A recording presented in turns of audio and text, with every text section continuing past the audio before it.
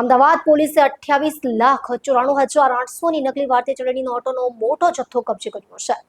Vatva police station અને LCB ઝોનની 8 ટીમે પોલીસ કમિશનર, અધિક પોલીસ કમિશનર અને ડેપ્યુટી પોલીસ કમિશનર ઝોન 8ના માર્ગદર્શન હેઠળ આ કાર્યવાહી હાથ ધરી હતી. તપાસમાં બહાર આવ્યું છે કે આરોપીઓએ ભારતીય અર્થતંત્રને નબળું પાડવાનું આ કાવતરું કર્યું હતું. પોલીસના જણાવ્યા અનુસાર વટવા વિસ્તારમાં એક ફ્લેટમાં થયેલ હત્યા કેસની તપાસ દરમિયાન નકલી ચલણ બનાવવાની મશીનો અને અન્ય સામગ્રી મળી આવી હતી. મૃતક આરોપી ઇમરાન સાબિર સિંધા, 6 અન્ય આરોપીઓ અને એક કિશોરની ધરપકડ કરવામાં આવી છે. આરોપી 16 માર્ચ 2026થી વટવા ઘરમાં નકલી ચલણ બનાવી રહ્યો હતો. પોલીસે જણાવ્યું હતું કે ઇમરાન સાથે મળીને આશરે 60 લાખની નકલી ચલણ બનાવવામાં આવી હતી. આમાંથી 30 લાખની નકલી અને અસલી ચલણી નોટો, પ્રિન્ટર અને લેપટોપ સાથે આરોપી ચંદ્રમોહનના આગ્રામાં ઘરે અને વિરેન્દ્ર સિંહના સંબંધીના ધોલપુરમાં ઘરે છુપાવવામાં આવી હતી. પોલીસે આ સ્થળોએથી નકલી ચલણી નોટો જપ્ત કરી બનાસકાંઠાના રહેવાસી મહેરાજભાઈ રબારીની પણ ટેકનિકલ સહાયથી ધરપકડ કરવામાં આવી હતી અને તપાસ ચાલુ છે. બધા આરોપીઓ હાલમાં પોલીસ કસ્ટડીમાં છે. એમાં નકલી નોટનું કનેક્શન સામે આવ્યું છે. હત્યાની તપાસમાં કઈ રીતે આ સમગ્ર મામલો સામે આવ્યો અને આરોપીઓમાં કોનો શું રોલ? 27 મેના રોજે વટવા પોલીસને એક વર્દી આવી હતી કે કોઈ ફ્લેટમાં એક ડેડ બોડી જેવું મળે છે.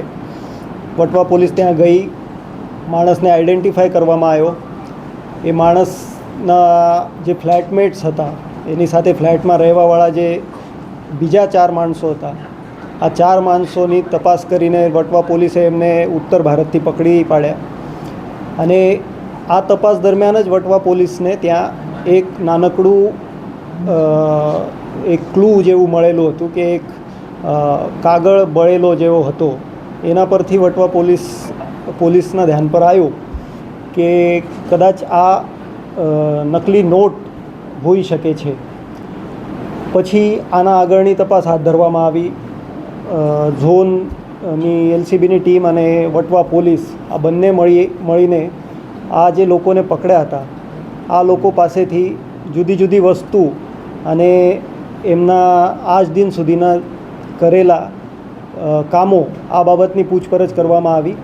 અને આ લોકો ત્યાં નકલી નોટો પ્રિન્ટ કરીને આ ડિસ્ટ્રીબ્યુશન નેટવર્ક ચલાવતા હતા. ઇમરાન સિંધા નામનો જે વ્યક્તિ મરણ ગયો છે, આ ત્યાં કમલેશ પટેલ નામનું એક ફોટોશોપ આધાર કાર્ડ બનાવીને રહેતો હતો.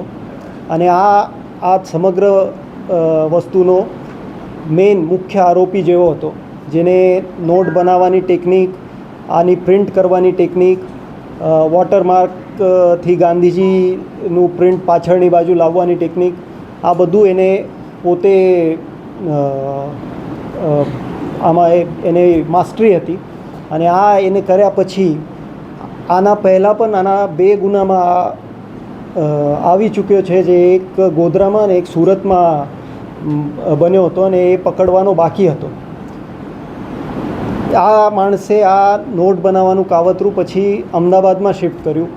અને અમદાવાદમાં શિફ્ટ કર્યા પછી આ કામ માટે એને જે મદદની જરૂરિયાત હતી એના માટે એક એક કરીને એને આ 4-5 છોકરાઓને રિક્રૂટ કરેલું હતું. ત્યાં નોટ બનાવવાની ટેકનિક જે છે એ તમામ ટેકનિક ઇમરાન સિંધાને જ ખબર હતી.